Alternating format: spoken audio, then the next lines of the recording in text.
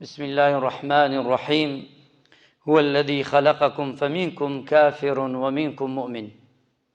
خوای پەروەردگار کاتێ بوونەوەر بەشەریەت کە پەروەردگار دروستی کرد لە زەویدا هەمووی بە تێکڕا مسلمان دروستی نەکرد. خوای پەروەردگار هەمووشی بە تێکڕا کافری دروست نەکرد پەروەردگار، بەڵکو بەشەرێک هاوردی دروستی کرد لە قۆڕ، دوای عەقڵێکی خستە ناو ئەم بەشەرە، ئەندامێکی جوانی هەموویدا پێی زەوی بۆ مسەخەر کرد و دوایەوە ژیانی پێدا و هەموو شتەکانی پێناساند و پێی وت عەقڵی کە ئیش بکا کامەی چاکە و کامەی خراپە، بێ ئەوەی دەستی لێ بدا حاسەیەکی بۆ دروست کرد هەر لە دوورەوە ئەزانێ کامە چاکە و کامەکە خراپە، و دوایەوە چاکەکانی خستە بەردەممان و خراپەکانشی خستە بەردەممان و ئاگاداری کردینەوە لە حەوت تەبەقەی ئاسمان بە قورئان و نوێنەری نارد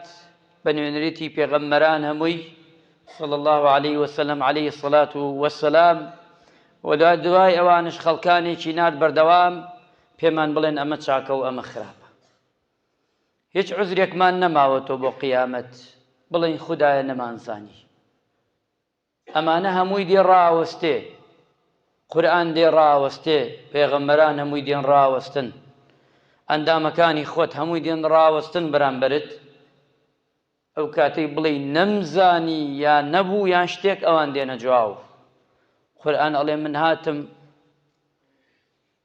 هەموو چاکەکانت پێ بڵێم و هەموو خراپەکان لادم، و پێغەمبەران هەمووی و هەروەها ئەندامەکانت. بۆیە موسڵمان نەبوونی تۆ لە قیامەت قبوڵ نییە، واتە موسڵمان نەبی کافر بیت.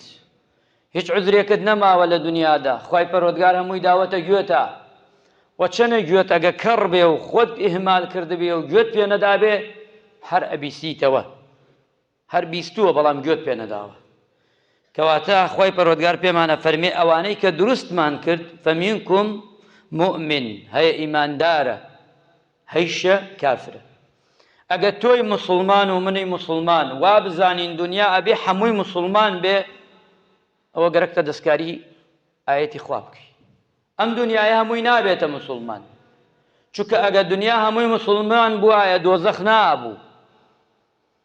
ئەگەر هەموو دنیاش بێتە کافر نابێ، چونکە بەهەشتەیە. خوا هەر دیداناوە، بەڵام هەوڵ و توێکەوشانە لەسەر من و تۆ خەڵک موسڵمان بکەین بە قسەی شیرین، بە گفتاری شیرین، بەشتی جوان لەم دینە پاکە سەلیمە شیرینە خەڵک نەتۆرێنین، بەڵکو باوشی بۆ بکەینەوە. ئیسلامەکە چۆن ئەمرمان پێەکە ئاوا بکەین، نەفسی خۆمان تێکەڵ دین نەکەین، نەفسی خۆمان تێکەڵی دین نەکەین و دین بە دینیش پیشانی خەڵکی نەدەین، ئەوە خەتەرە ئیماندارە. وریابین زۆر جار نەفسی خۆمان تێکەڵ دین نەکەین و بە دینیش پیشانی خەڵکی ئەدەین، خەڵک ڕائەکا لەمە، چونکە دین نییە لە ئەسڵا، خۆمان کردمانە دین. ئەبێ وریابین مسلمان عزیزەکان. ابن عباس فەرمێ أن الله خلق بني آدم مؤمنا وكافرا ويعيدهم يوم القيامة مؤمنا وكافرا. خوای پەروەردگار مەخلوقاتی دروست کرد بە مسلمان و بە ئیماندار و بە کافر، وعد و وعودی داوە پێیان لە قیامەتا ئیباتە سەر خوای پەروەردگار بۆ ئیمانداران و بۆ کافرەکانیش.